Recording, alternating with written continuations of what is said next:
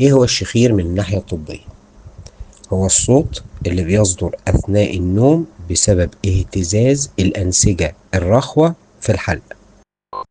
لما عضلات الحلق بتسترخي بيحصل تضيق في مجرى الهواء، وبالتالي بيكون مرور الهواء عبر هذا الممر الضيق بسبب ارتخاء الأنسجة، فبالتالي بيصدر هذا الصوت المزعج.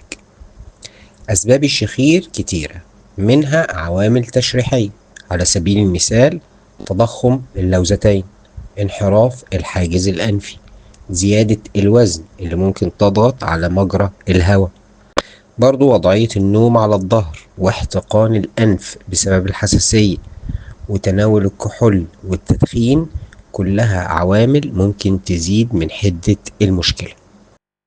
المهم إن احنا نعرف إن الشخير ممكن يكون عرض لحالة أكثر خطورة اسمها انقطاع النفس النومي، وهي حالة بيتوقف فيها التنفس بشكل متكرر أثناء النوم. فإذا كان الشخير مصحوب بضيق في التنفس أو نعاس شديد خلال النهار، فيتوجب عليك استشارة طبيب متخصص فورا. برضو لازم تفتكر ان الحل مش في المنتجات، بل في فهم المشكلة وتحديد السبب.